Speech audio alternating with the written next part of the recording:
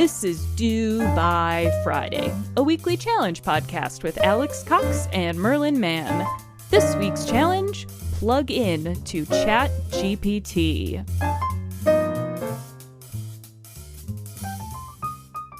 Hello. Hello. Hi, how are you? I'm doing great. I'm doing great. Good. How are you? Fine. Can't read the viscosity with just one word. Fine. What is fine?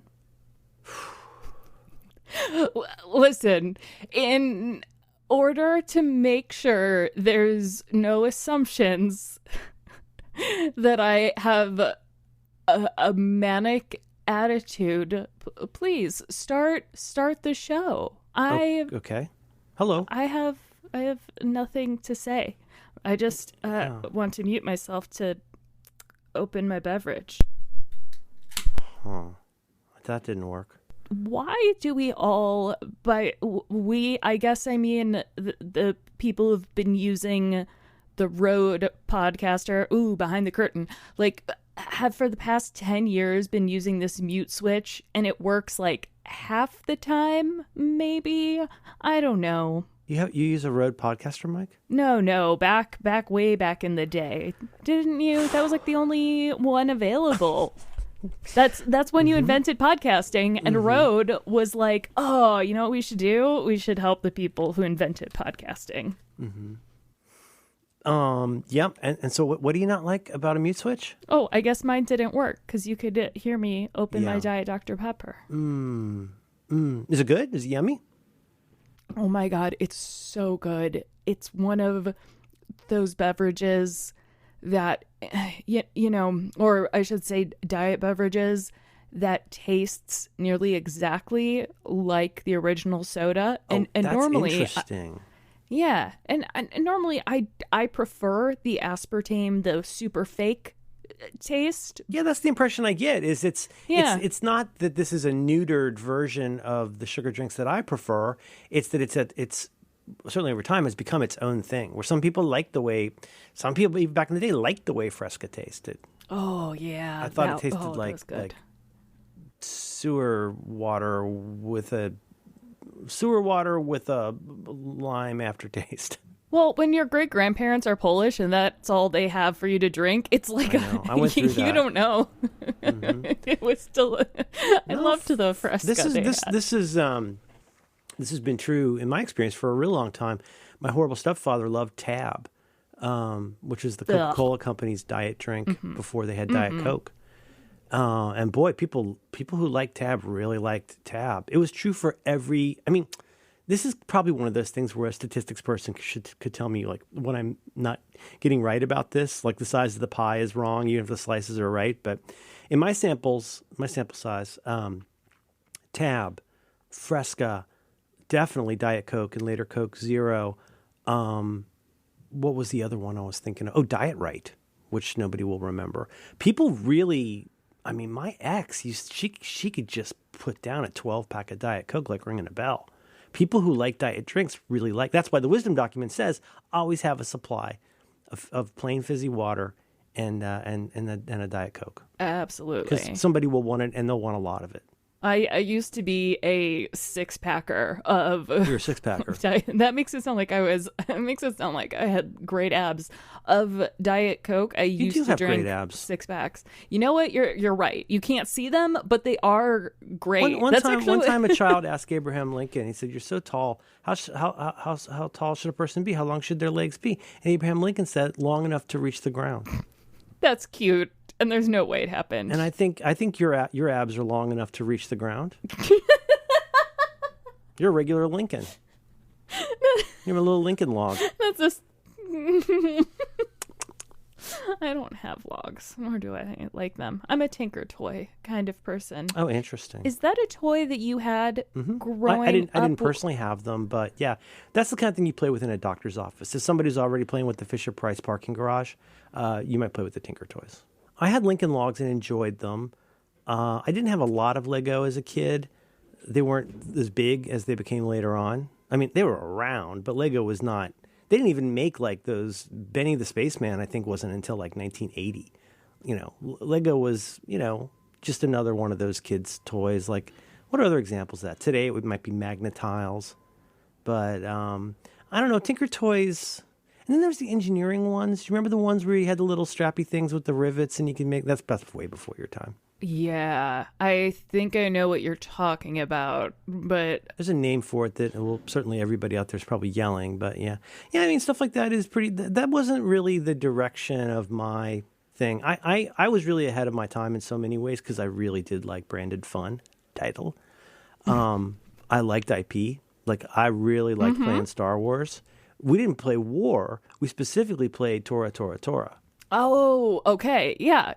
It's like we don't play Game of Thrones. We play Battle of the Bastards, like kids do. Oh, right. Get real specific. Yeah. Yeah, Littlefinger, he just needs somebody to guide him, to show him the right thing to do. He's actually a really good guy, Littlefinger.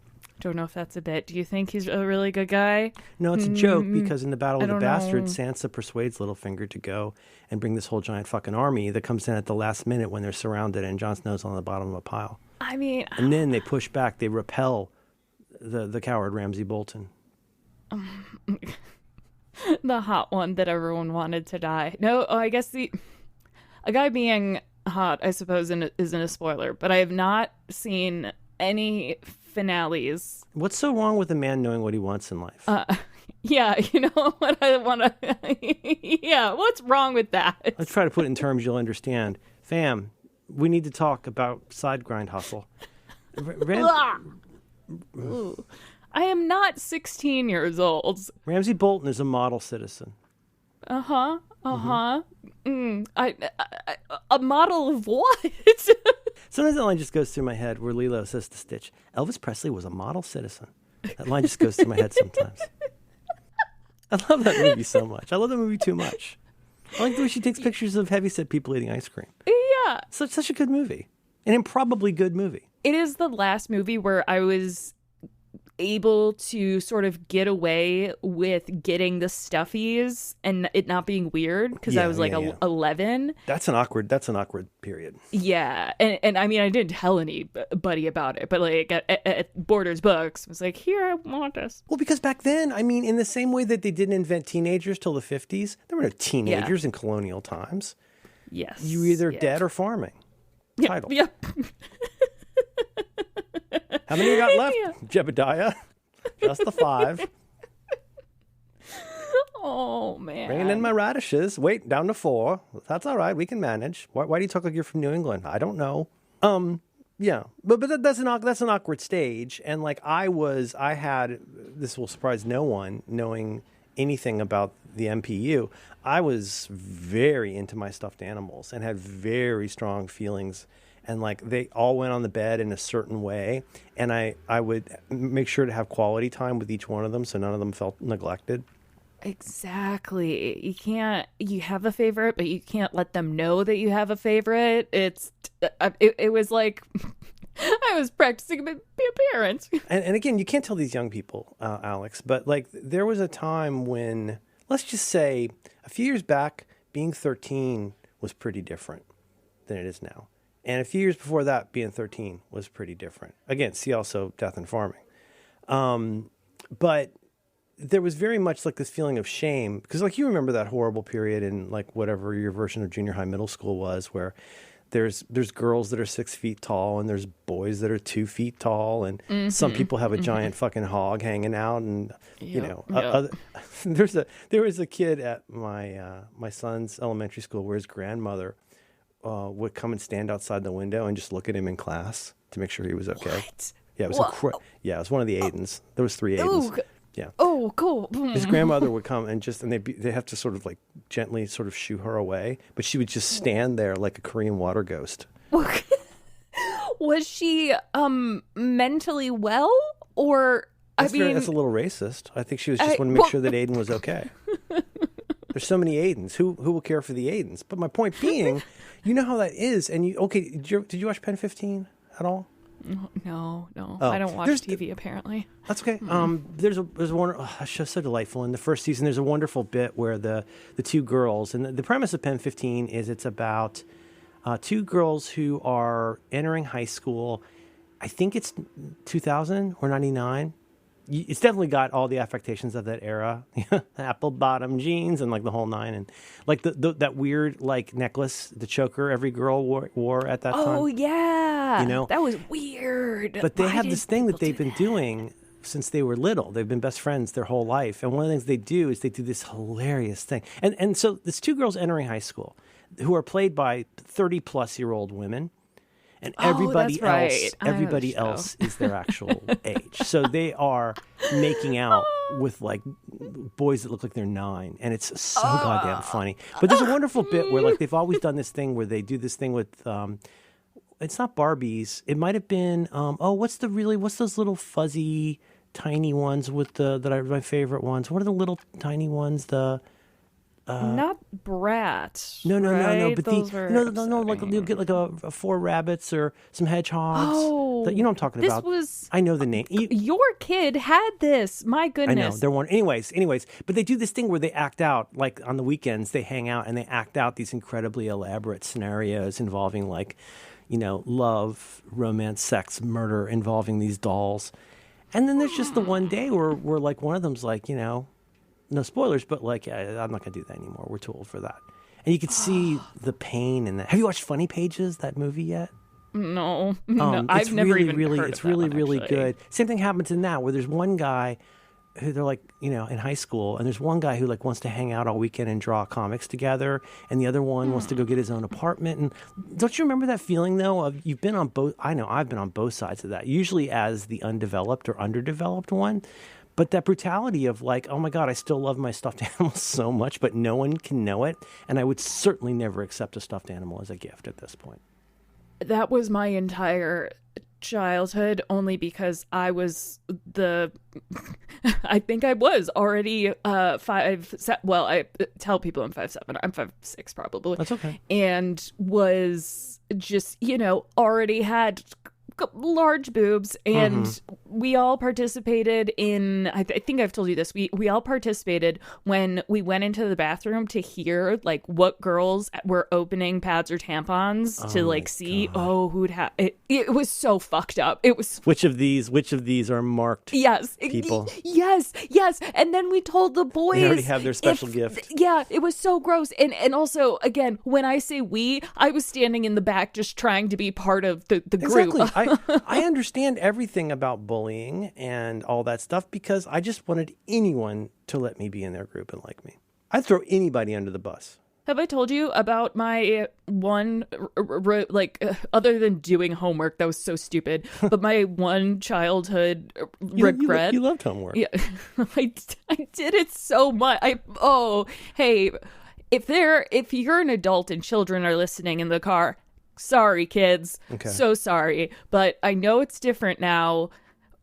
Homework doesn't matter. It doesn't. It really, really doesn't. Merlin, actually, your son actually does homework, but does it?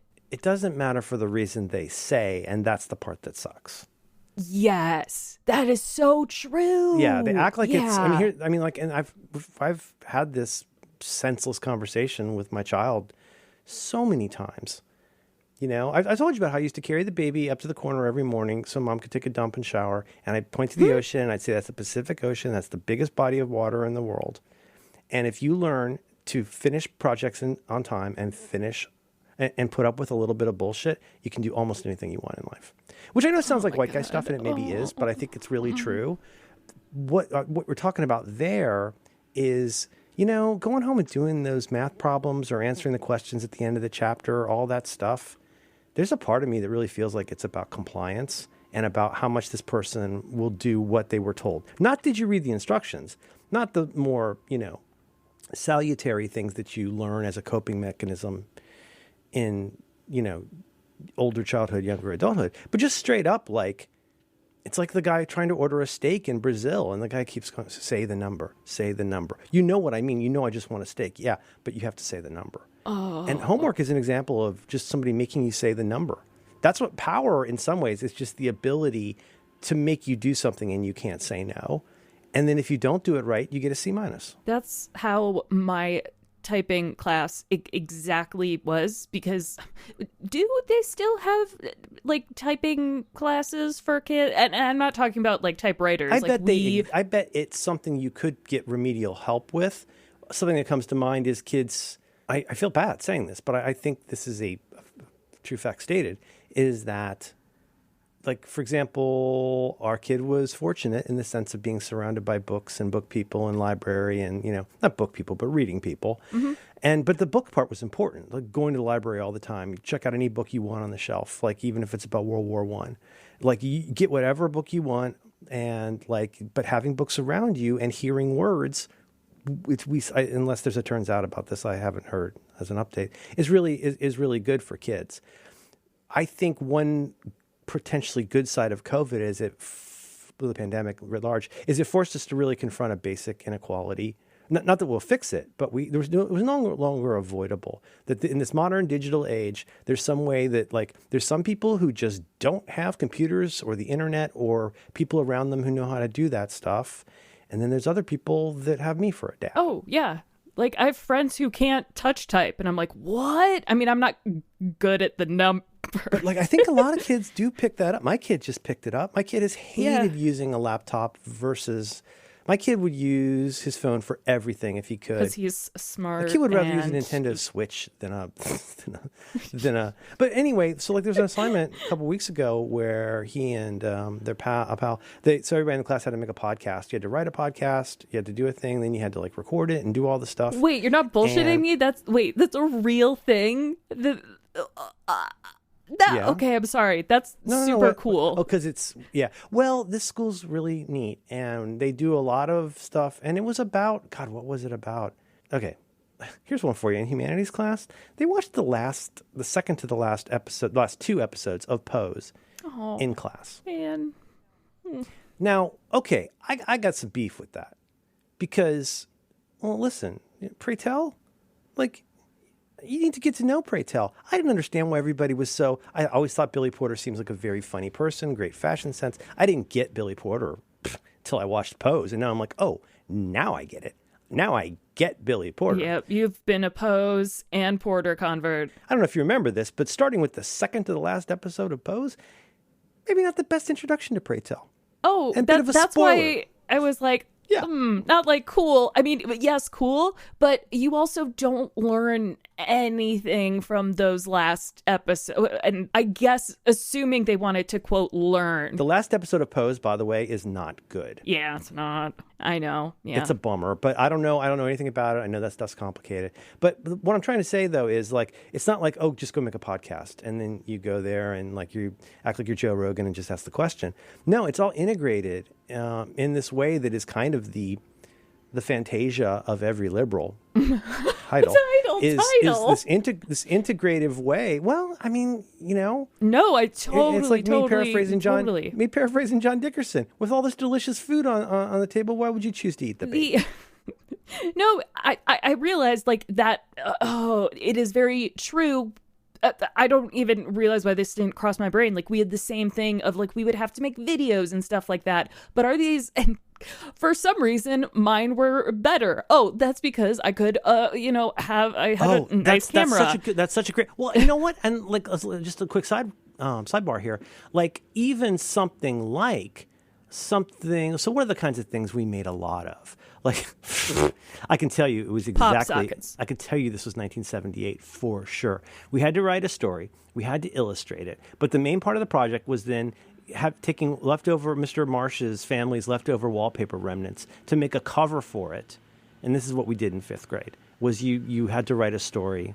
And my story was called Star Wars 2. Oh. And all the characters in it were named after my friends in class. Oh, were you nice about it? I made fun of Ronald Haft a little bit, but that's just something we did. Sounds like he deserved it, yeah. No, he was just small, and I would throw anybody under the bus. All right, fair. He got blown up by a stormtrooper, probably. But I can't quote it exactly because it's been quite a few years, but the last paragraph is something like, now the thing is, God, I sound like Waylon Jennings in The Dukes of Hazzard. Now the thing is, I heard that somebody liked our story so much that they're making it into a movie. It's called Star Wars 2. And that's something I literally did for school. That's real good. I really like that. But it had fleur-de-lis wallpaper, which is nice. I don't know what that is. The French symbol that looks kind of like a flower and kind of like the end of a halberd. Oh, what I would know from what I would know from Garden State, the movie that we all thought was awesome. Absolutely. Yep. Yeah. Yep. That's where I learned about the symbol for France. But those integrative things exist, but they do it. They are. I mean, I hope this is refreshing and not upsetting. If it's not refreshing to you, die in a fire. But there's a heavy, like unapologetic, straight up social justice angle to a lot of what my kid does in school, which is pretty perfect for how my kid is. My kid has like I don't go on. But anyway, so the point there was like there is a lot of stuff. Like, for example, one of the teachers at the school is only a teacher part-time. The rest of the time, he's a competitive runner, and he just came. And there's like a new group for transmask people, and came in second. I guess it was the Boston or the New York Marathon. Like, runs competitively. Like this whole school. Oh, it's all the shit your parents warned you about. And it's a public school. Yeah. And I can't say anything to the kid because it sounds like I'm saying, in the Holocaust, a lot of people died. It's like, thanks, Grandpa. It's like, well, no, you would not believe the words that came out of my mouth when you were alive already, the things I was still saying. Because that's, when we just watched the Times of Harvey Milk. I was telling Syracusa, movie I really adore, a documentary about the late, great Harvey Milk. And one of the women in it describes herself as what? A motorcycle riding bull dyke. And that's what she wanted to be called. And as I've said, I don't use that word in the house because I've learned that it's hurtful to someone I love. And so I don't say it. But it's not important that people know this, but I do sometimes have to turn to Matt and just like, we almost need at this point like a shorthand where I can just go, can you fucking believe this shit? Can you believe this? Every single part of our lives right now, at some point, someplace I've lived, my entire family would have been run out of town on a rail. Yeah. Even if that's like taking public transit and recycling, the kind of like, I'm especially glad I don't live in Florida now, if I'm being honest. Only 2/3 of our family would be allowed to exist there.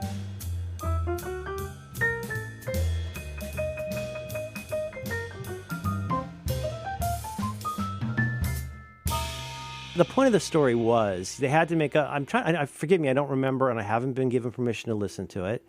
As with the wonderful video for Espanol class, making empanadas, I was able to help with that in terms of like, here's some stands.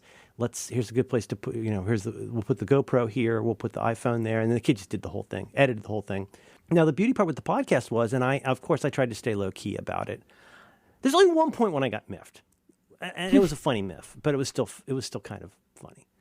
And it was like, Billy says like, oh yeah, so, and at this point, I think the shape of the podcast, Social Justice Project, was still, it was like there weren't a lot of details in place yet. It was a couple weeks before it was going to happen. He's like, yes, believe it or not, can you believe this? I need to make a podcast. I was like, oh, that's cool. Are you into it? And I'm like, yeah, I'm into it.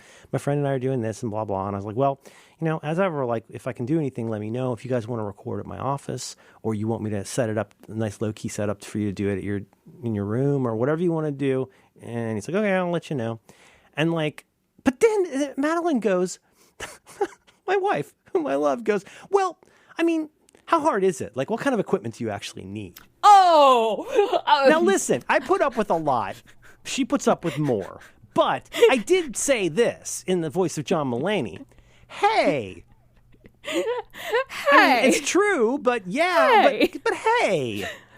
I was like, I don't go where you work and knock the the medical residents out of your mouth. I don't go tell you how to take a meeting. Yeah. How hard is it to do your job, Madeline? How hard is it really? And the truth is, it's not hard. They had all the facilities they needed. They did the entire thing in class, at school, with school equipment, and everybody had the same resources to do it. Now, that does not change the fact that that phrase we used to use, digital native, that a kid who has had more exposure to technology than just, say, an iPad with games. Mm-hmm. Not that there's anything wrong with that. But like me in particular, you perhaps might overlook how steeped in technology one needs to be today. Like, my kid knows how to quit Hulu on the Apple TV. That's a phrase that would not have made sense 10 years ago. My kid knows how to quit Hulu on the Apple TV. What does that mean? You'll find out. But it's just constantly all this stuff of knowing how to troubleshoot things, learning how to, like, it's all works together. Knowing, like, intuitively figuring out how long something needs to go in the air fryer. That all sounds really dumb. But everybody thinks they have expertise in things until they're actually compelled to show that expertise. And that's when you discover how little you actually knew. What a good teacher does, what a hopefully somewhat sustainable parent does, is to, without quote unquote fucking teaching you, make you become aware of how much stuff you didn't know you already know, and you actually know it pretty well.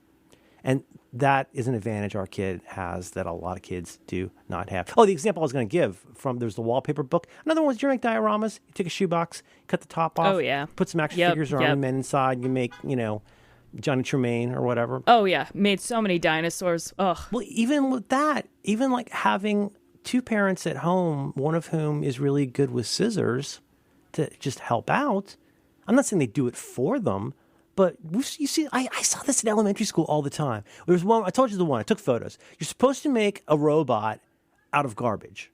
Okay, this was in kindergarten, That's first grade? fucking cool. That's okay, cool, but here's though. the thing. My kid made an amazing robot out of garbage. And you know what it looked That's like? so It cool. looked like a robot made out of garbage. Now, here's the thing.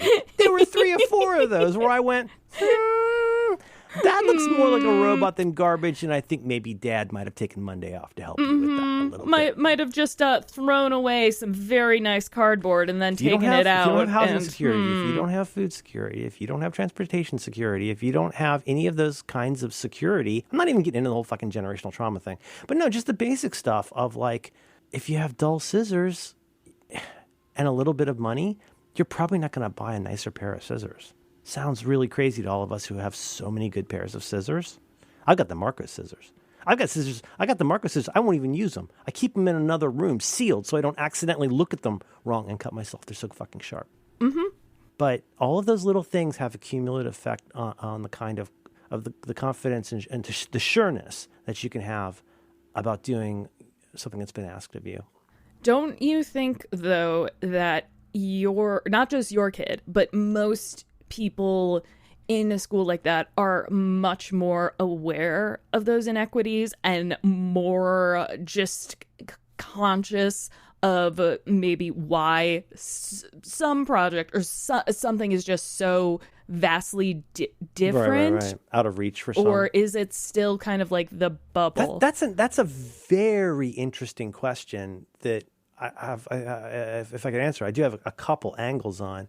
One is I can speak to what I know of at my kid's high school, which is like, I'm really glad my kid went to this high school. We'll leave it at that. Like, there's just a lot about this seems to have been good for everybody.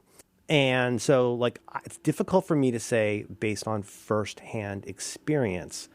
Now, what was your question? Like, isn't there, like, sort of more awareness of the inequities? Yeah, right? Because I went to a private Catholic school, and I knew it's fucking wild.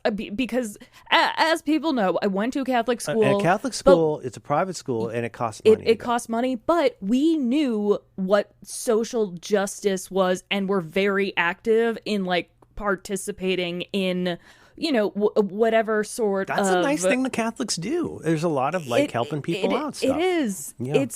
And it was very weird to go out into... Well, actually, it's very weird now. Or like when you go to, like, a poor school, it's like, it's so different. Oh, no. Not like we were aware of, like, this is a school that does not have resources, but we're not going to go in there with, like, fresh crayons and be like, oh, hey, aren't these great? Like, we had an awareness of, yes, we all have played Pokemon. These kids probably haven't, but it's not like we don't enjoy the same things. It's not like homeless kids don't want an Xbox. Yeah, right. You're not like different species or something. This is my answer to this. First of all, I just want to clarify. I'm not trying to sound like some kind of turns out smart ass. And this is the second answer to this is an answer that I might not have given 5 years ago, but are you more aware of the inequities? You know what? Mississippi, Alabama, Louisiana, in the 1950s, they were entirely aware of the inequities. and they liked it. That's the thing. Knowing about the inequities is one thing. Trying some kind of half-ass San Francisco stupid-ass fucking way to like repair a social wrong with a good heart and a third of a brain. Rename the schools. Yeah. They're closed. They're closed, but they're woke. Closed and woke. That's how we like our schools. I mean, it's like a gun you can't load, you know? Much like my penis. But the point... No, cut that out. I don't care. No. That gets a jazz break.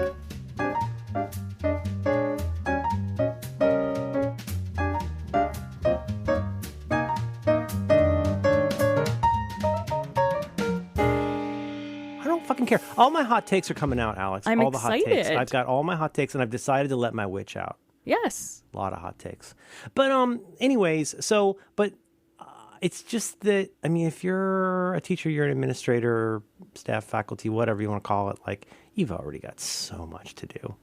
You've got your job, then you've got the executive search committee or the school dance thing. Like, everybody's doing at least 1.5 jobs, buying your own paper towels. I mean, we just got used to spending $200 at the start of every school year to bring in more of each item than we were asked to bring in. Until I got on the deal, I mean, like, whatever. It's like, what's your casting up or whatever you call it? Like, what'd you call it? What was that phrase you used? You said trying to pump yourself up. Well, I'm not trying to like shine my own skirt. Oh, gas yourself up. That's it, gassing. No, all gas, no brakes. No, that's what you are stating an unfortunate fact that is most parents have to provide more supplies to a classroom. Kleenexes, and crayons, parents who are well off provide towels. More. Yeah. Like that's how Kleenex happens. It's fucked up. Title. True. Title. But what was the original point of that? Inequities podcast. Do you pretty think weird. your kids that all the great kids, your kid and his peers are just more aware of the opportunities they all have versus even a school like in a different part of the neighborhood that doesn't have a parent who can bring in extra crayons? I will feel more comfortable addressing that when it's not my kid, but because obviously you have to take everything I say with many grains of salt. But kids, I know not all kids, but I'm just saying compared to Central Florida in the 80s, kids are just a lot cooler. Oh, yeah. Remember Obama? Remember from Bim Bam? Remember Obama's 3 midnight proclamations? No. Oh, God, it was such a funny bit. What were they? Obama's leaving office, and he has 3 midnight proclamations that the United States has to honor. I forget. It was really funny, but one of them was just fucking be cool. Just be cool. Obama has declared as he leaves office, everybody just be cool. And they're cooler than they used to be. And there's just, I don't know, it's difficult. I'm too close to it to be able to say, and yet at the same time, too far away in some ways to know in detail. Like, I have kind of met 3 of my kids' friends, kind of. Nothing like when there was like constant sleepovers and, carpool type things and doing the carnival and all that kind of stuff. I am sadly, woefully sort of disconnected because that's not for me anymore. That's not, I am not of use putting myself in the middle of all of that. The leaving of the nest psychically, if not physically yet, has very much already begun, and it's fucking great. I hate it, but it's great. Mm-hmm. Yeah. That's another thing that is, I think, vastly different. Which maybe one? not now. You not knowing your kids' friends, or at least like, intimately and like seeing them. Whereas in college prep, I know this is still very much a thing, especially in the Midwest suburbs.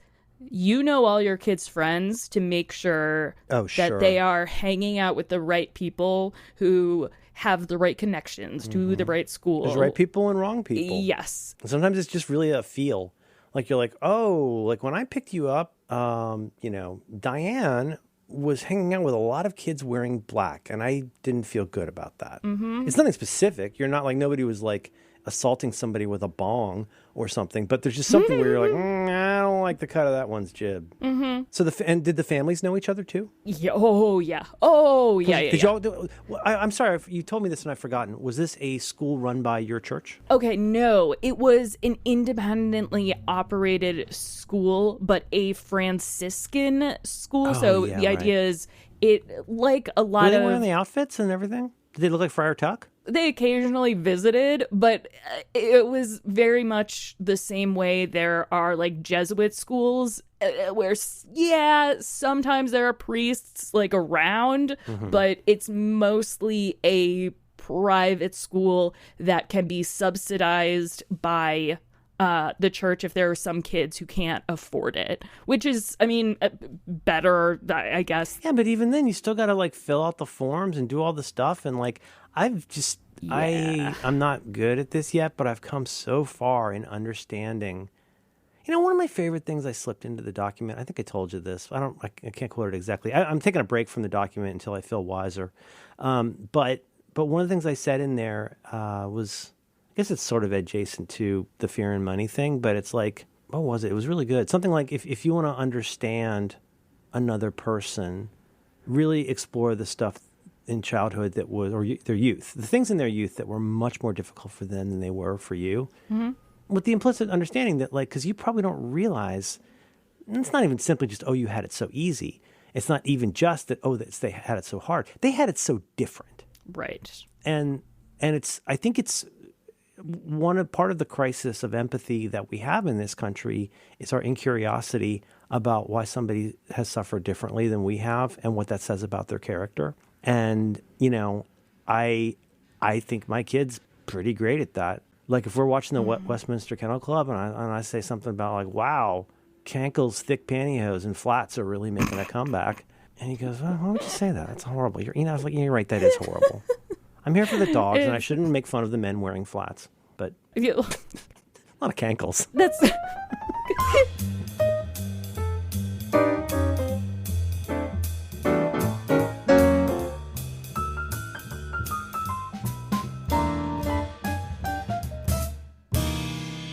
You want to talk about the challenge? Oh, yeah. This week's challenge was to plug in to ChatGPT. What's ChatGPT, Merlin? For plug into ChatGPT. I know. Play with ChatGPT plugins. You write headlines for like the local shopper newspaper. That's the plug in. Santa's arrived at the mall. Going back to high school, I had to write all of the like good copy, and I am a good copy editor. I don't like being a good copy editor. Please start writing my ads. Oh God. Woof. Oh. Challenge this week is to do things with plugins in ChatGPT. ChatGPT is pretty well known. I don't know a ton about this stuff, even as a consumer of it, but it's what I believe to be something called generative AI, which is, believe it or not, right now a pretty hot topic for a variety of reasons. Yeah, 22 words just released. God. I thought it was the 14 words. Yeah, I was going to say, have you not heard this? 22 words. I interrupted you. I'm sorry. What does that mean, Alex? 22 words. Why would you say that? What does that mean? A bunch of AI industry researchers signed statement warning of extinction risk. And this isn't... For whom? Who's going to extinct? Like, well, that's...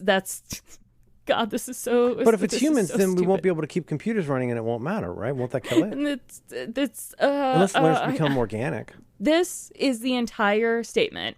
Mitigating the risk of extinction from AI should be a global priority alongside other societal scale risks such as pandemics and nuclear war. That's the entire thing, because none of them could agree on anything except that sentence. And that's it. That's all. That's what came out. Yeah, all right, proceed. Which is basically like an industry group putting out a press release, something on PR Newswire that says, stay safe. Yep. Stay safe for what? Okay, bye. Yep. And the thing with generative AI, which I just barely understand, but I think it's important to know, is that the way I've read it a couple times that at least made sense to me. I don't know if this is accurate, but the way generative AI works is obviously it's trained on a whole bunch of stuff.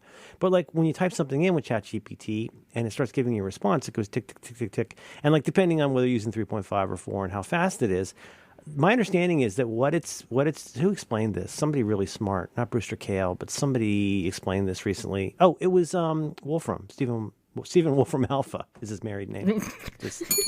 But that basically it's when ChatGPT is answering you, it's not looking it up on Google and just pasting it in. It's figuring out like what it should say next and then what it should say next, right? Isn't that how generative AI works? Is it trying to figure out what the most reasonable next thing would be based on how it's been trained? Yes, at least the LLMs that we know of, but generative also. What did I say? You said LLMs. If I'm gonna give it to people in Pigs and Bunnies, I'd like to just actually provide a pig and a bunny. But that also applies to things like stable diffusion, which is there are a bunch of just different asterisks. AKA Merlin's Mike Pence project. Yes. I like your I am not Nicholas photos that you created, show notes. I am not Nicholas. What's his name? Arthur. Gosh, I was so obsessed with him 2 weeks ago. The guy who's on the run he's currently in England. Oh, right. Yeah. Sorry. He has so many the guy names. Who's, English or Irish, but he's definitely a sex man with an oxygen mask. Yeah. La la la. Sex man with a mask on. I know he's Irish too. I'm obsessed with him.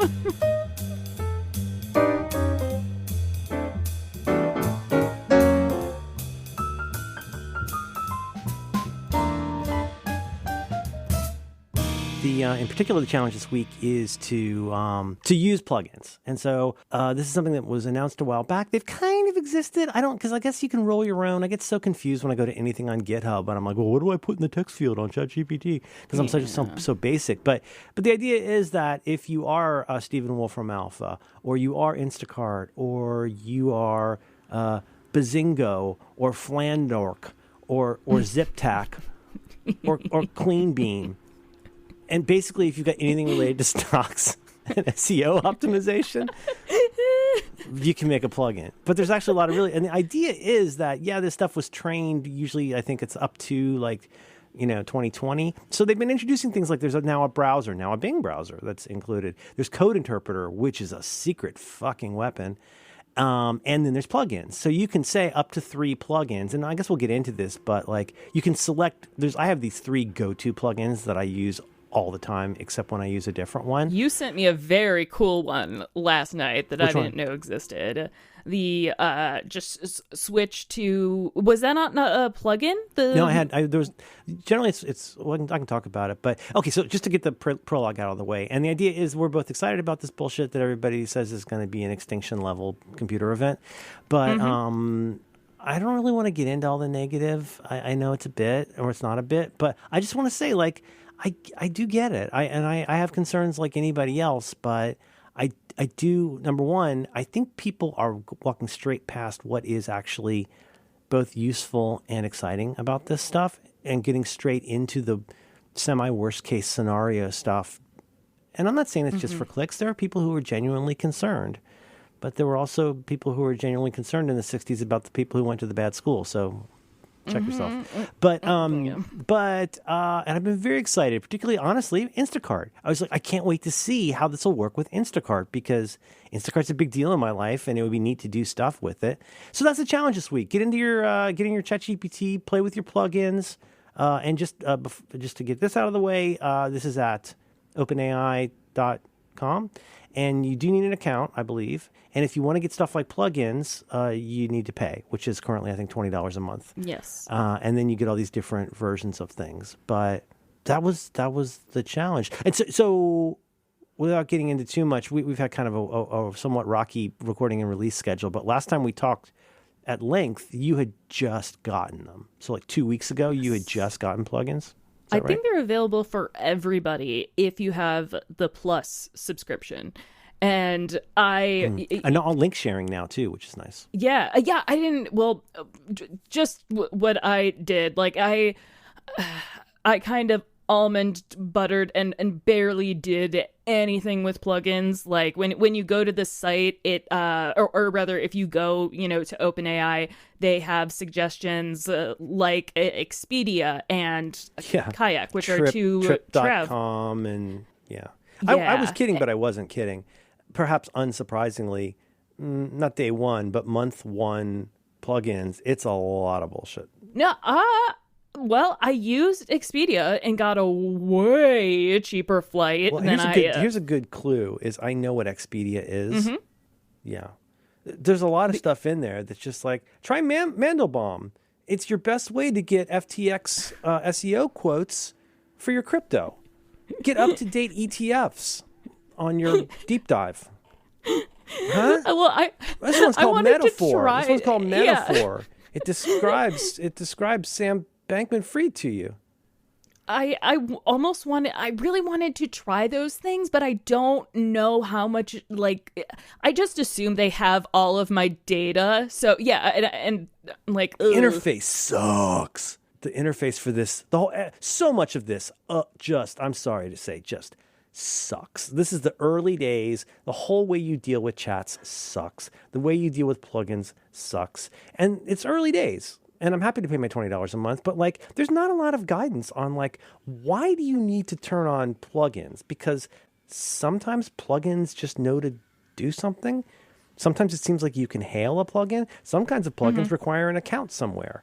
And of course, if you click on something that requires an account, it takes you out of that dumb interstitial interface, and you lose where you were in the new, or popular or whatever. But all that and aside, then some need API, like an API key, which is different than ChatGPT Plus, which really, when they first came out, I'm like, do you get what? API keys for a free account too? You get five. You get up to five. You get five keys, and so if you do something, you need drafts, to pay for them, but it's not $20 a month. We'll just put this in show notes. I don't know why. So but for example, drafts. Here are apps where I've had to enter an API, or wanted to enter an API key to do stuff. There's a kind of weird early days launch bar plugin that's it's a good first try, but not anything I would use. What I really want is just the equivalent of a keyword shortcut where I can just type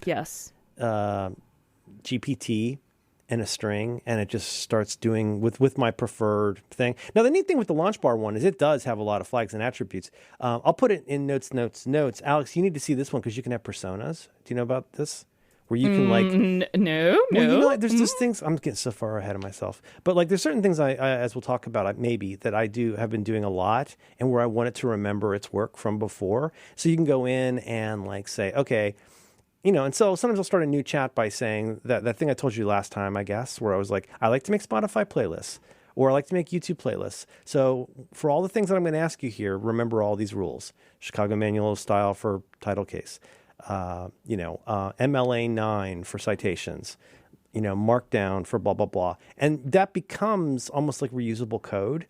And with a persona, the example they give on this guy's GitHub page is if you could create someone named Pierre who always responds with a translation in French of what you just said.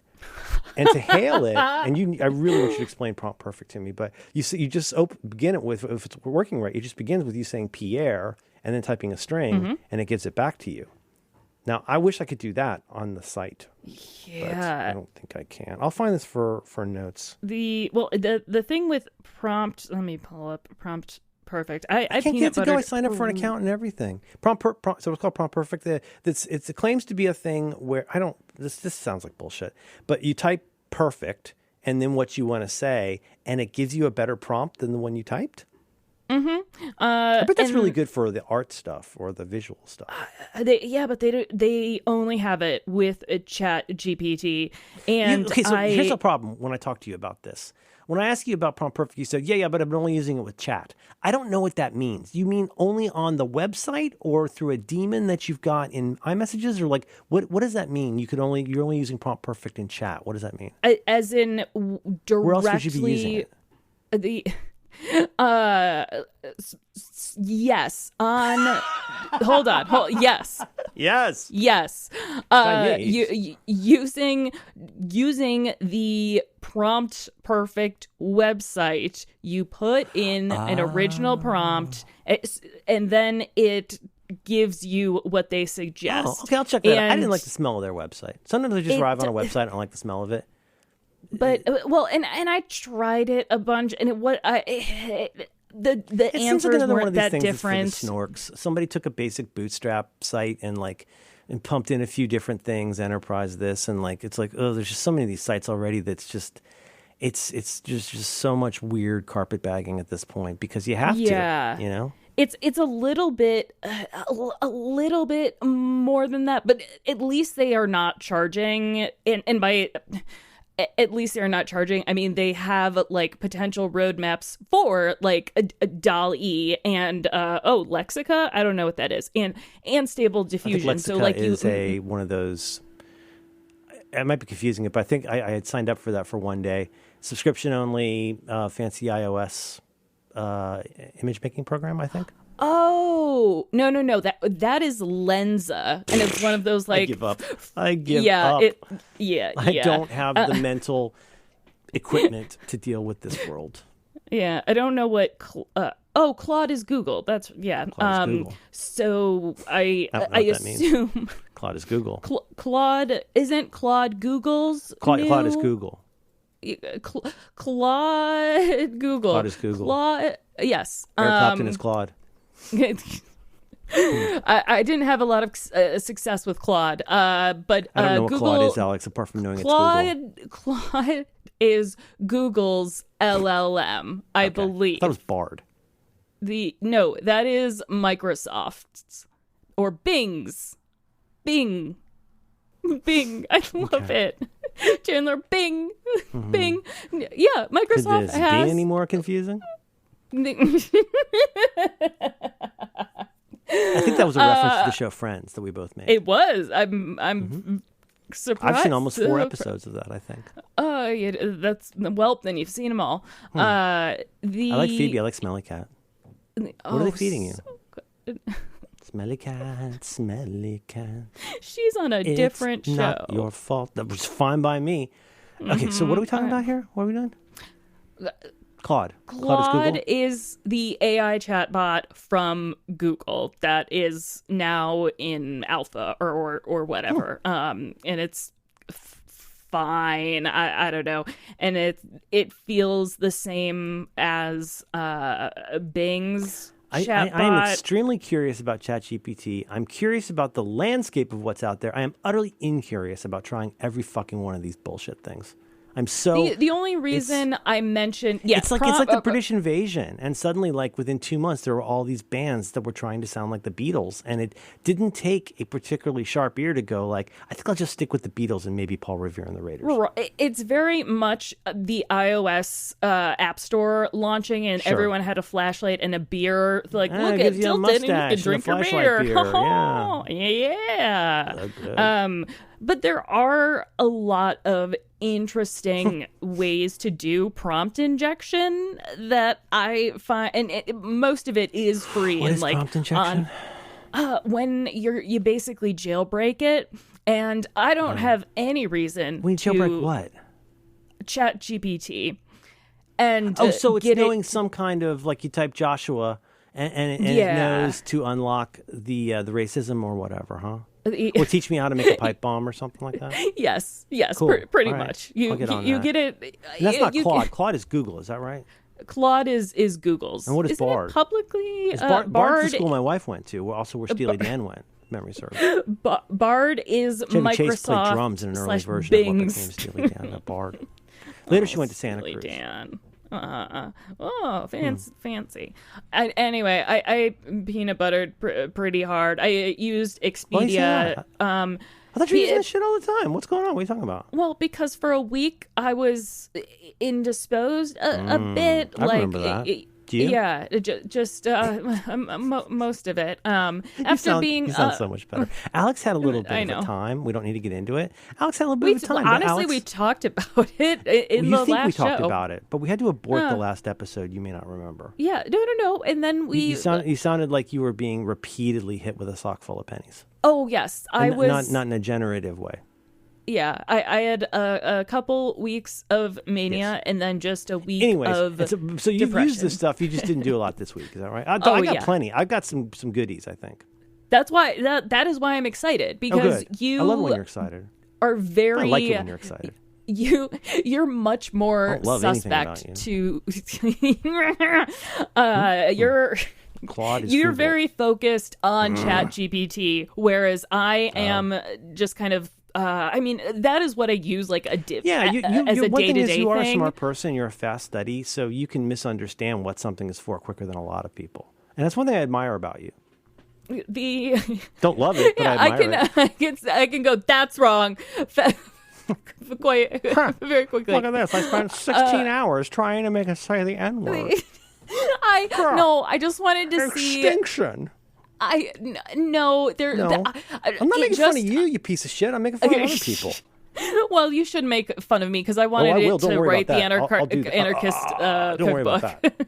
Okay, yeah. Well, no, what I didn't do is send you these links because you're whatever age you are, and you just tend to kind of look at things and draw the wrong conclusion. And I need people to really walk through and look at what I'm doing. I don't care if that makes people happy. It's important they do it. I've had it with people not reading things. I've had it. When you say reading, do you mean the screenshots you put on Twitter? Because no. That's part of what I mean. That's a kind of reading, isn't it? Yes. What else aren't people reading? Everything? Just not... Oh, no, I think people are very put off by things that aren't cats. Well, I mean, in general, I suppose. Aren't you put off by things just a little bit more than bearded dragons? Most in curiosity should have a budget. Like, deciding that you're just not interested in a whole class of things because in the first month of its existence, you've binned it into a thing that is absolutely not for you and may end the species is really a bummer. And I can't explain to you why this is cool unless you fucking read. And what I'm trying to say to people is if you read this, you'll see I never expressly asked for it to go find people who've been in Harry Potter movies. It just inferred that from this column. It knew, in some of the examples I'll give today, because I mentioned Charlton Heston's character in Planet of the Apes, it knew that his name was Taylor and then kept referring to him as Taylor. I didn't have to say, please refer to Charlton Heston as Taylor. It was able to do all of that stuff with inference in a way that is, like, if you don't find that useful, I don't know what to tell you. Maybe it's really not for you. Not you, but, the idiots. I don't think it is for a lot of people yet. Right. Much like because they don't like to read. The first iPhone. Much like a device that might be announced next week. It's probably not going to be for a lot of people for a while. I think iPhones are September usually. Next week, I don't know if you're doing a bit. I thought September when they announced iPhones. WWDC is when they announced... Tomorrow, or not tomorrow, sorry. Monday. Monday is XR day, probably, and showing the headset, which probably will not be for you, Merlin Mann. Oh, no, that.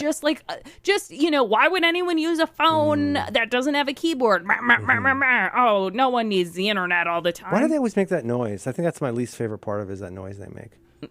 Exactly. They say mer. Yeah, they go like a rejected Muppet. Whereas, it's good. Yeah. Okay, here's one, and let's go straight. Can we just? Our shows don't need to be as long as they are. I'm going to send you this one. And, not at all. Go. Okay, so click on this, please. These will be in show notes. And so I was watching Planet of the Apes, and with my son, and boy, does that movie take a really long time to get going. Woof. But it's still really great. And so basically Charlton Heston is one of 3 astronauts who goes to this mysterious planet. And they end up time traveling from 1972. Something happens in space, time travel, and they land on this crazy planet in 3978. And just for shits and giggles, I said, this is on ChatGPT. There's a character in Planet of the Apes played by Charlton Heston who travels forward in time, how much back pay could he collect in 3978? Now, this is so cool. I want to get this to stop feeling like it needs to explain everything about the world to me. I want it to stop saying, as an AI, or like, because those opinions are weird and blah, just stop doing all that. Just give me what you got. God, I just sound like Syracuse. Yeah, just make a text expander snippet and put that in front. Because I don't like to read and no one likes to listen, I'm going to go through the answers somewhat quickly. In the 1968 film Planet of the Apes, Charlton Heston portrays the character, D. Since Planet of the Apes, actually, Planet of the Apes is a work of science fiction set in a fictional future. We cannot... Shut the fuck up. The film does not provide details about the currency or economic system in place. And it's not spoiling the movie, which is nice. And so then I took a different angle, like I do, and I said, how much would a NASA astronaut be paid in 1972? And it says 1972, astronauts were paid D, and it's saying basically, long story short, between $13,900 and $26,500 per year. But then I said, okay, so assuming that Taylor was to have made a conservative $10,000 per year, implying 1972, how much back pay could he collect in 3978? $20,060,000. So yes, I could do that with a calculator. I could do that with Solver, but I like the way I did it with this. And now if I ever want to come back and ask other questions about Charlton Heston and Taylor, it'll all already be in there. But I like this because when I was done, I was like, hey, look at me. I'm like Brian David Gilbert. I'm like figuring out OSHA violations in Mario Kart. How long would it take Mario to retire? The OSHA violations one is so funny, though. It's so fractal, and he's got all his cards and everything. Brian David Gilbert makes very funny internet videos, and one of his things, what was the name of the series on Unflagging or Disjointed? What was the name of his series? Oh, I do not remember. He had some series, and he always do wackadoo things as taking a video game seriously, right? And one of his very hilarious ones is one that's just a killer is how long would it take Mario to retire? And the fun of it is, like, of course, that sounds a little silly since he is a fictional plumber.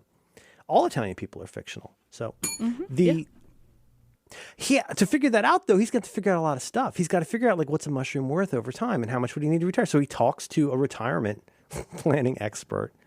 I won't spoil it for you, but it's extremely funny. The OSHA violation one is funny, though, because he's got so many different angles, legal codes, CFR, this and that. He's got to figure out all the things where there's been a hazardous environment created, and then how many times the Mario world would be penalized for each one of these. Oh my God, it's so fucking funny. Oh, so good. So Charlton Heston's got $20 million coming. Nothing wrong with that. Yeah, no. You could have gotten around that by just saying the Planet of the Apes really happened. And or just in like my universe, that's a Planet fib, Alex. If I did that, it is yes, because that's how you get it to make bombs for you. Is nice. you lie to it, right. And you lie to it. Okay, I'll do that. Yeah, I can do that. well, then it's just an easier way to get around it. Like a lot of the weird, for example, the thing I heard just even weeks ago before I'd spent a lot of time on this was that, like, you just have to tell it something.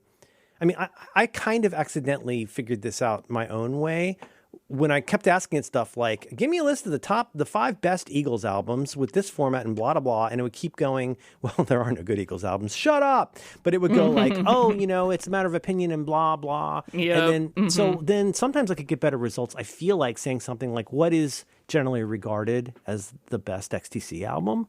Or what's the critical consensus on this thing? I mean, it's one thing to say, is the Earth flat?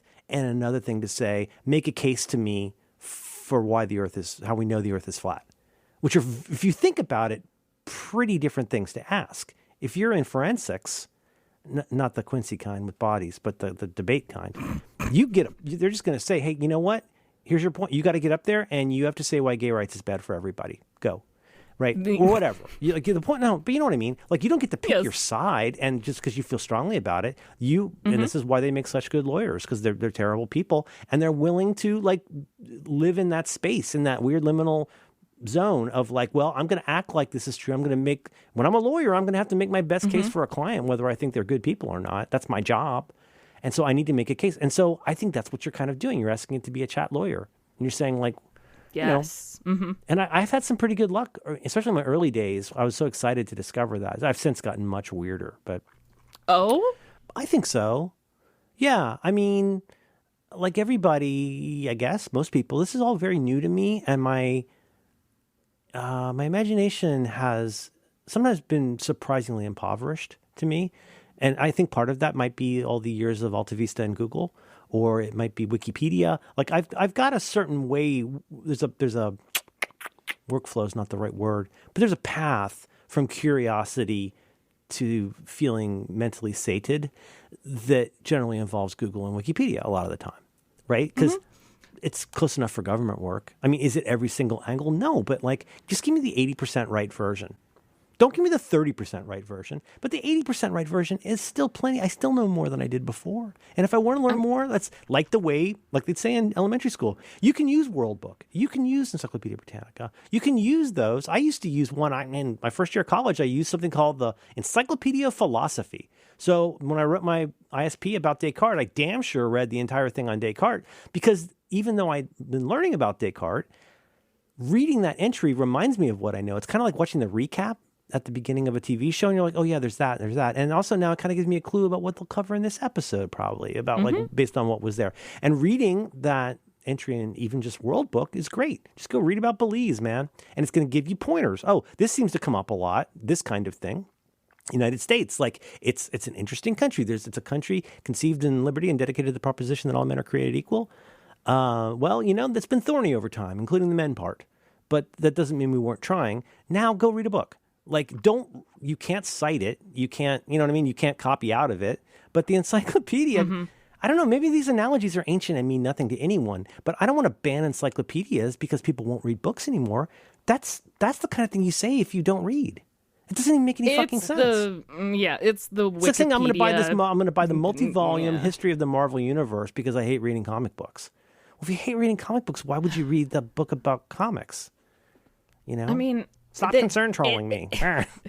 There's the what I see is perhaps maybe real concerns, and then there is the moral panic around it, along with like the logistical and also, if I could say, I agree with you, capitalizing on the uncertainty part, because you're always going to look cool, or you'll often look cool in today's world, especially online, especially on Twitter, especially political Twitter. You're going to look a lot cooler if you can blow uncertainty out of proportion and not leaven it with anything that approaches certainty.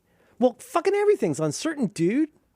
Read a third book. Like, that's what life is. But like, are you just gonna glide right past all the good shit in this and just go straight into the whole, like, I made it call my wife a whore? Well, she is. Mean, what? Every She's a sex worker. Oh, we good. make a lot of money together. We're looking for a third. It's all right. How does anything happen, Charlie? You gotta get him out of that coil.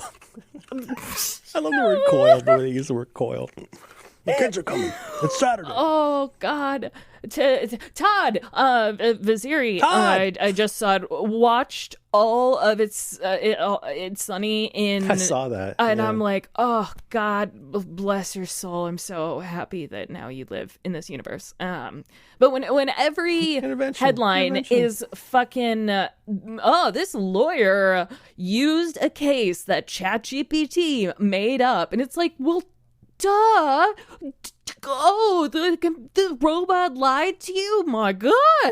And it's just driving me a little bit bonkers. I mean, I have only posted a few of my responses to things like that where I thought I had something kind of funny to say and I'd also fucking had enough. But 3 times a day, I'm tempted to say something like, I just asked an ATM why I never went to college and it didn't even give me any money. Because that's how it feels sometimes. It's like, I asked this wall how to learn architecture. And the voices in my head didn't hear anything back. Yeah. It's like, well, you fucking idiot. People do shitty stuff. Have you never gotten a spam phone call? Have you never seen the ways that any given... When I say technology, I'm not talking about computers. I'm talking about any kind of technology. Yeah. I mean, technology can also mean stuff like transportation. Things that allowed, like, there are new problems. The intersection of culture and technology and society, like how we live together, those clashes have been happening for hundreds of thousands of years. And it doesn't always I would work say out great. since the beginning of humanity, like so someone was like, "Don't hit us." But like when Grog found the good rock, and Yeah. somebody else said, "How did Grog get the good rock?" And it's like, well, Yeah. he went to good schools, and he had parents help him with his diorama, and he was able to determine which one was the good rock, and that's why he's Dr. Grog now. He did take a Zoom class on osteopathy. So. Mr. Grog, Esquire. They call me Mr. Grog. Can I do more of these and then we'll leave and take a break? Yes. I'm trying to think of ones because like you're so deep in this shit and you're so broken inside. You don't. Well, you're but like Chili, and the not elf who for the cannot past. love. I know. I wish I could. But not. I have barely played with plugins. So. Okay. Well, I mean, take this me is down part. I mean, your this road. is really a lot of this is on the. I mean, well, okay. As far as the plugin stuff, This is just my own feeling at this time. There's a lot of stuff in plugins. So you go into plugins and you say install this plugin, and like there's still, again, it's not great in terms of documentation, but it's sometimes it just knows to go use a plugin even if it's not turned on, I think. But the limitation right now is that you're in GPT-4, you are in the plugins beta, and you have selected plugins. You go to a little dumb fucking JavaScript pop-up thing that isn't real, and like you say, install. So I've installed a bunch. Some of them I think are very interesting, and I could see a use for later on. Things like podcast search, Scraper, like I'll go scrape a web page. Comic Finder, like which doesn't work that great, but it'll help you find a comic book based on what you search for. Silly stuff like that, right? Then you get into stuff like Notable. Like I haven't spent time with Notable, but Notable and Zapier really seem like once you figure out what you're doing with it. The problem with Zapier is like you have to go make your own custom sort of bespoke scripts for each thing you want to do at this point. Yeah. Which is kind of a bummer. Like I want to just be able to say, find this in Google Docs. And because I'm a simple person, I find that frustrating. Anyways, other good ones. Just real quick, and there's many. There's Prompt Perfect, which you'll tell me about sometime. My go-tos, there are 3 that I usually have on. Let me go double check. Let me go review here. The huge one for me, WebPilot. Boy, is WebPilot ever good. I don't even really exactly understand what it is. It's a website that helps you find stuff on websites, kind of. But the way I described it last time, which was so stupid, is the only way I could think of to describe it, which is it's not like Google exactly, but it's more about taking stuff that's on web pages and figuring out how to put it on your web page. Not scraping, but in terms of like it's almost like you're connecting these pipes together to enable this way of communicating. Just trust me, WebPilot's pretty good. Try it. WebPilot Link Reader is really good. Link Reader reads the contents of all kinds of links, like web page, PDF, PowerPoint, etc. And then it varies, but then the other, Wolfram Alpha actually is crazy useful. But because of the stuff that I tend to do, I tend to want the ones that are going to have, Access Link. That's another good one. So anyway, and then there's other ones that are just kind of like for a purpose. And it bums me out that I have to remember to start a new thread and turn it on. But like, Playlist AI will help you create like a Spotify playlist, which it did for me. Show Me is a thing that'll let you do boxes and arrows diagrams out of, like you say, make me a diagram of my family tree or whatever. I love that. That's pretty handy. It's so but good. But what's crazy is I really would like to kind of just briefly focus on those ones I just mentioned. But the Instacart one, interesting, but it's not like really attuned to like your account and your location. So you can dump, like they do in the demo, dump in a recipe and it'll create a link you can click on to go add those things to your cart, which is cool. But what I really want is who has Polar Seltzer in 12 packs in stock right now and compare prices. That's the kind of thing that I was hoping for, maybe someday. I assume that is all coming down the line because that benefits Instacart. But right now, the question a lot of companies are wondering is like, okay, where do we put our resources? Creating plugins for ChatGPT? I totally understand. We've got to get up there and have something AI, but yeah, we also don't want, because if we give this away, it's kind of like what Google and Facebook did to news websites, where it's like, hi, we're just going to have all your content, and now part of your business is that you just have to give us that content because we're Google. And it's like, well, then what are you going to do? We can only pivot to video so many times.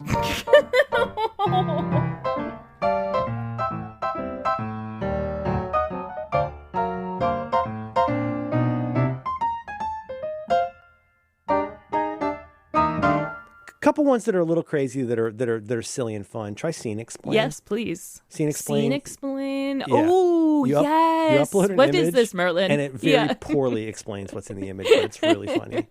Worth doing. There's a ton of these. You know, one I'm not going to get too into, but like there's a couple different ones that do. There's one called Bibliography Crossref, and there's one called Scholar AI. And I'm like this close to being able to just dump a bunch of shit in and have it output as an actual file for Zotero. I am up to the point where it can generate that and I can copy and paste it. But think about that. How much? Okay, so like let's just so over here you've got this. Over here you've got your bibliography that you maintain or your works cited or whatever, right? Which is a valuable thing for us to do. It becomes like a common book for our brain. You know, but anyway, I think stuff like that's valuable, and it's something I want to start doing more, is including footnotes and citations and things. But I don't want to have to do all that by hand. I don't have to type it by hand. I don't want to have to look it up by hand. But it's pretty wild to be able to go in and say like, okay, here's a list of things I just typed up. Make a bibliography for this in the style of MLA, like MLA, ninth edition.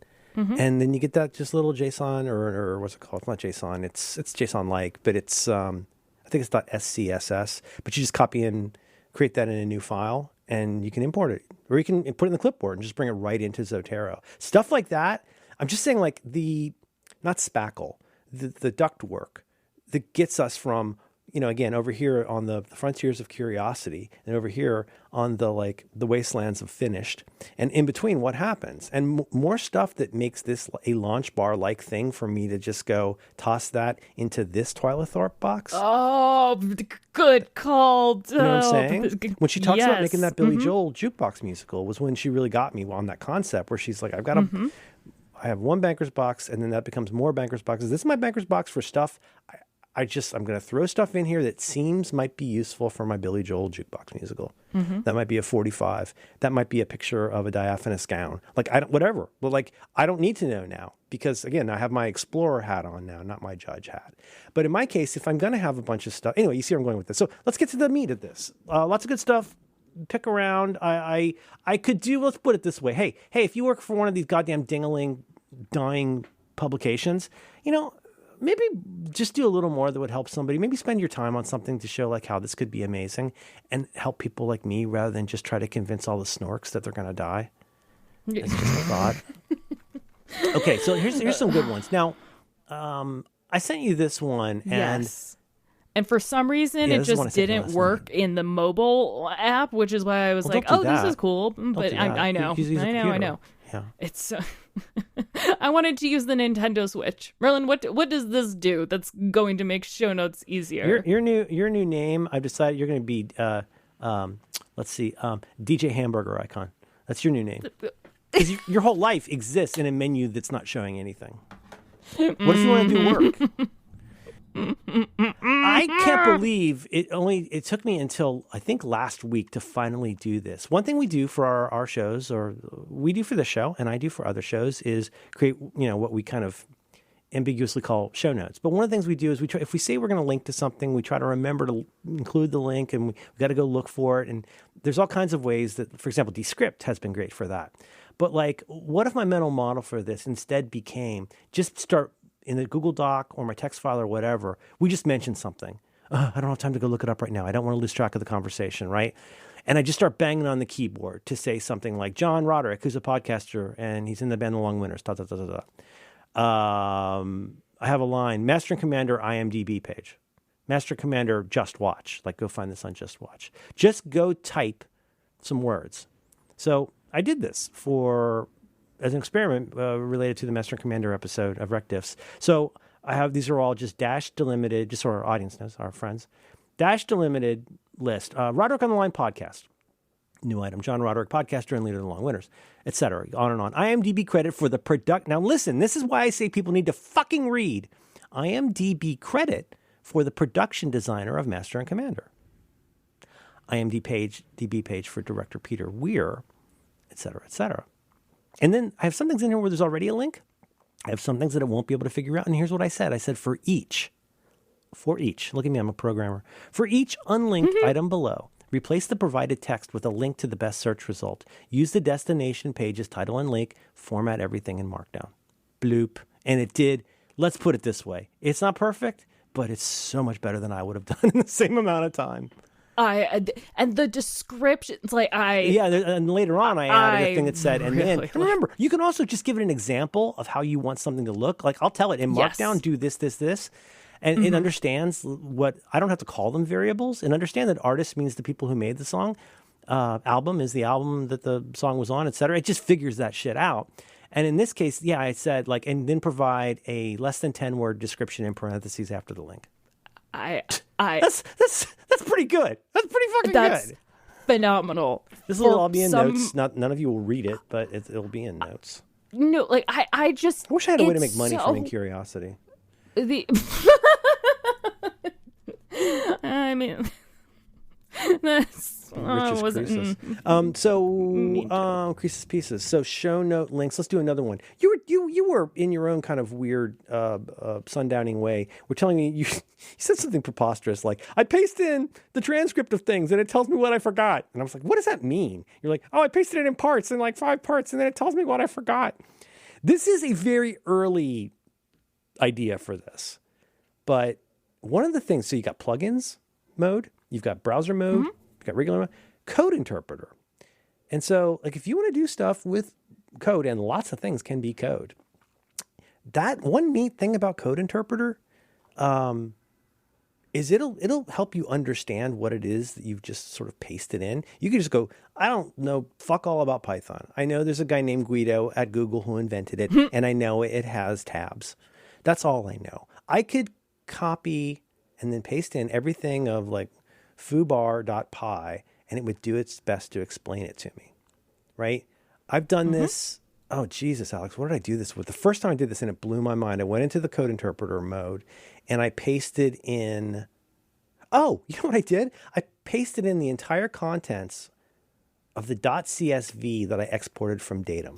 Oh. So every entry I ever made in Datum for the last 10 years, and I asked it to explain it to me. And it totally did. And exactly, it went, oh, this looks like something that involves, taking out the trash or whatever. And, and then it'll say, oh, and this, by the way, just so you know, these 3 columns don't have anything in them. Like it would, all these things that I would never notice looking at a CSV. You can do all of that, but guess what else you can do? Well, you could do that with a podcast transcript. And even better, code interpreter, one way it's at this point anyway, unique and different from the other ones, is you can upload things. So I can output, Descript has done a transcription of a podcast. I export that as a .md, and Descript lets you say, do you want timestamps? Do you want speaker labels, et cetera, et cetera, et cetera. And then I upload that in Code Interpreter, and I can ask it questions. And I think we're getting closer to the thing that you and I are both looking for here. I'm sending this to you. I realized that I did have access to one plugin, and I don't know, just from a pal at OpenAI, but I just uploaded a PDF. People? You know disabled people and AI people? I know, right? I'm very worldly. Wow. Your made up life contains multitudes. Very wordly. You're very wordly. Where's the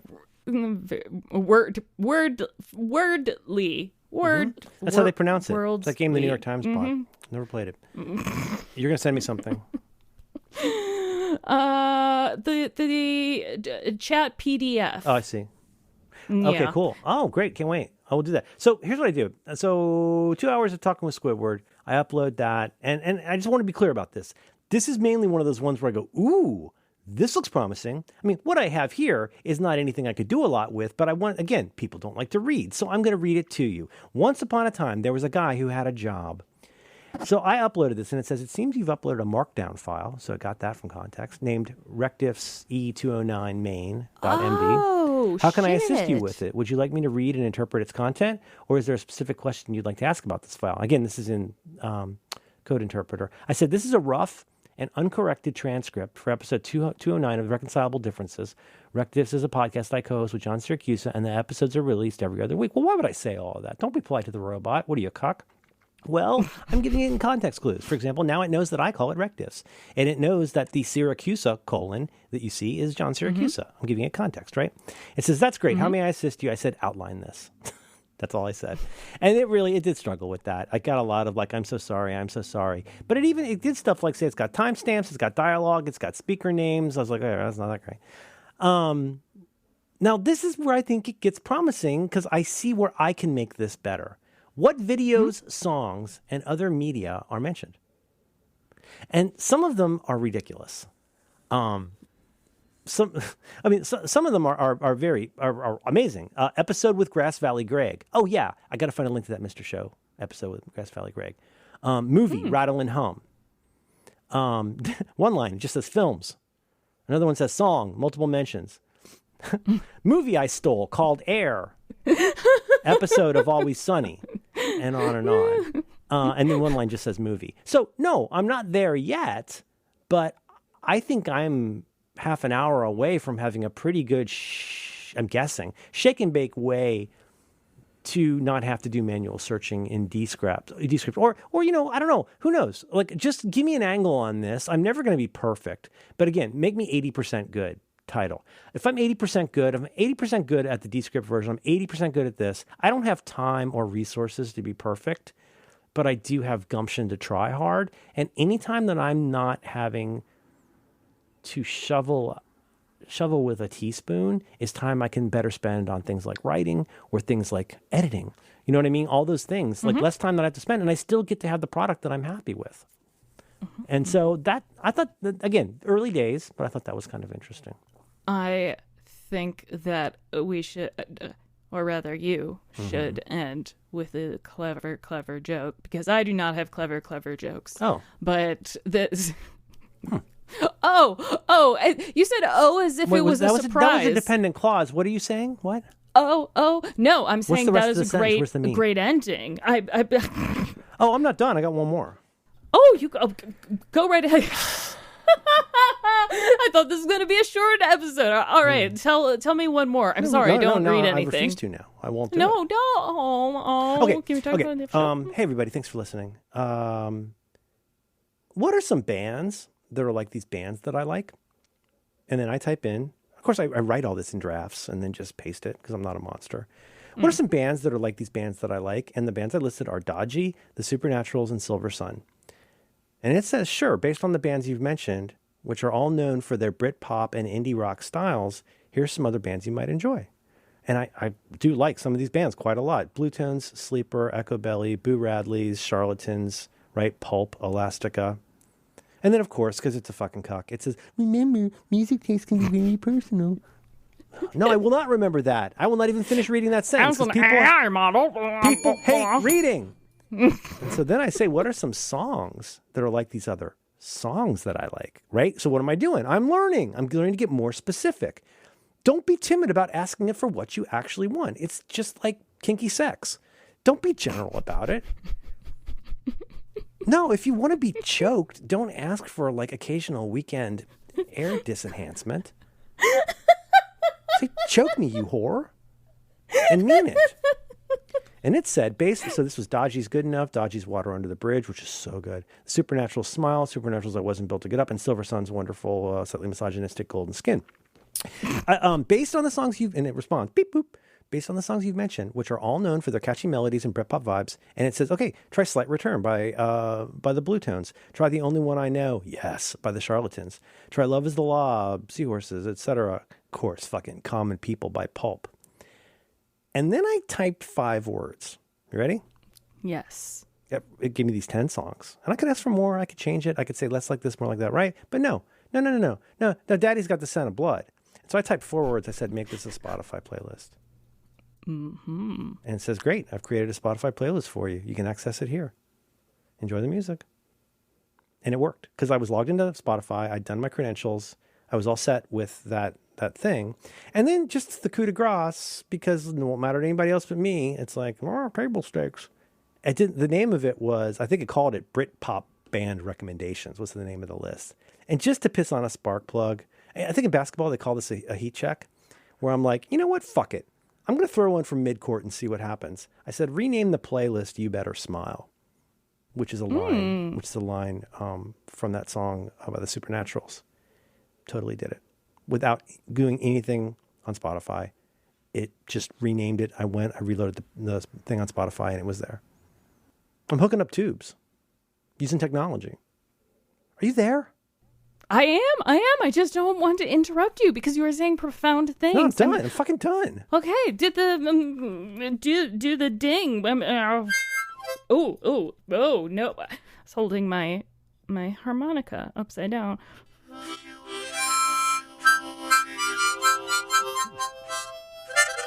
Ever since I was 9, I'm utterly fearless about pretending like I know what the next note is. I'm ungenerative AI. What would be the least useful thing right now? I want it to write music for me so bad. It's getting so close. You want a chart top pooper? What? So close. It's what? It's what? Getting so. It so quiet. Cannot write. How am I? Three times during this call, I've had to change my pre-PC mix and turn you up in my headphones. There will be bleed because. Because first of all, Alex, Alex, do you know that I love you? Sometimes you talk like this, like you're saying indistinct words that don't represent any concepts that I can understand, and you just go like you're the fucking Hamburglar. And then I go, huh? And then you go, and then you say Chandler Bing is Google or whatever. Bing, and I'm like, Bing, Bing. Could this be? This is my adult son. His name is Chad Bard.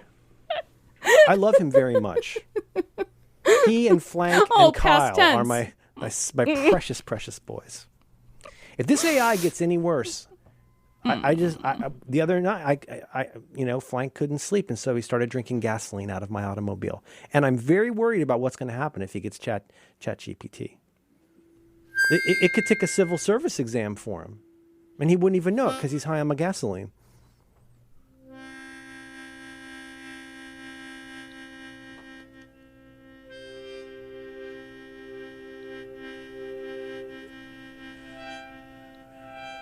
That was almost a steady stream. Keep doing it. Don't be a dick. Almost. Keep doing it. Ready? No. So act like it's an ambient song. Act like it's like a Brian Eno, like beginning of a U2 song. We're making a tone. You ready? Mm-hmm.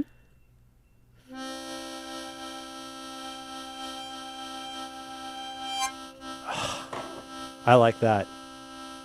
Oh. Wow. You're a regular Chad Bard.